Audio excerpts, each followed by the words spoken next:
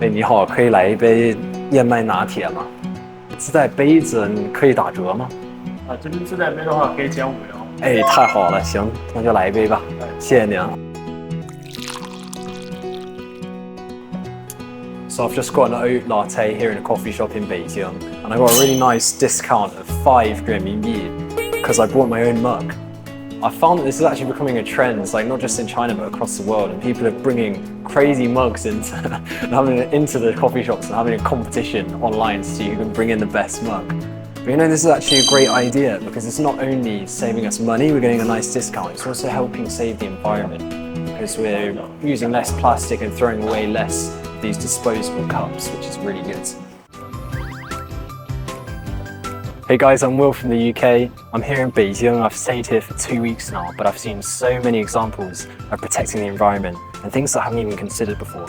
Today I've heard that there's a waste separation education centre in this area that I'm in right now. So let's go and have a look and see what we can learn. Let's go. Hello, today we're going to be talking about the situation in China regarding separation of rubbish. So as we can see, we have 4 different main types of rubbish in China, and these will be both separated on the street and at a household level, so you have these different bins. Firstly, we have food waste in the green, we then have recyclable waste in blue, we have hazardous waste in red, and finally we have residual waste, which is represented in black here.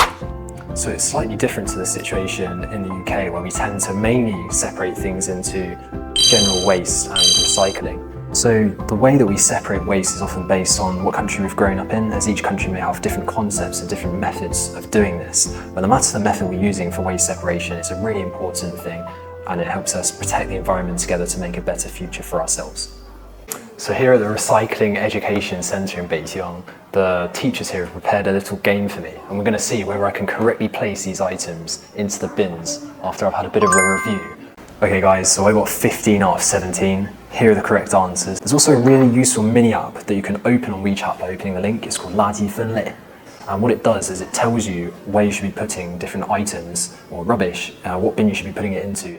After learning a bit more about waste separation here in China, I want to find out a bit more about the different types of transport based on renewable energy. You know, I've heard of a few. I've heard of electric taxis, I've heard of electric cars, even electric scooters and the buses here in China. But I want to find out a bit about this in a bit more detail. So let's go and take a look. As I've been walking around the streets here in Beijing, I've noticed that there are so many buses making use of renewable energy, which is a great step forward in protecting the environment and making changes for the better.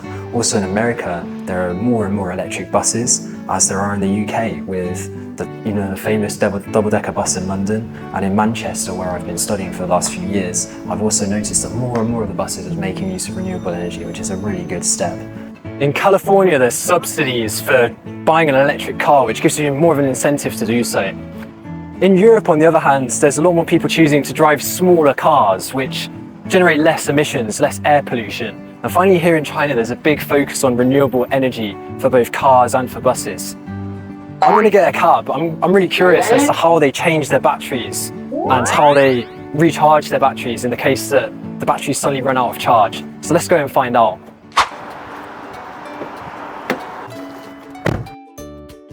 After speaking to the taxi driver, I found out that this is a place where he chooses to replace his battery, and this is the brand that he uses. I then went and spoke to some of the staff here, and I found out that they have 800 of these stations across China.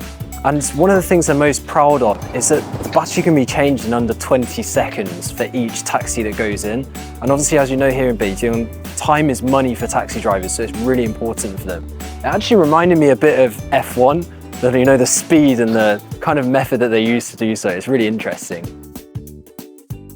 I'm here at a parking lot in Beijing. I've seen these kind of charging equipment before in the UK, but I didn't really expect it to be like it is in Beijing, whereby near enough every parking lot has a load of these charging ports for electric cars and electric taxis.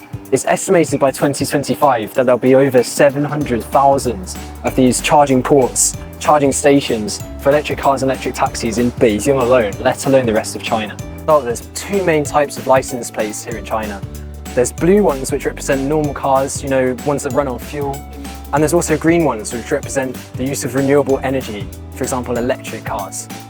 Today I've learned a lot about environmental protection here in China. We've learned a few tips and tricks about how to protect the environment. I've learned a lot about waste separation, what items of rubbish should go in which bin. I've also seen a lot of the renewable transport that can be made use of here in China. And finally, I had an awesome opportunity to have a go on the 小黄车, the little yellow bikes, so like the Boris bikes we have in the UK. As humans, we only have one Earth, so it's all our duty to protect it in whatever way we can, for our children and for ourselves, so we can build a better environment. So let's do it together.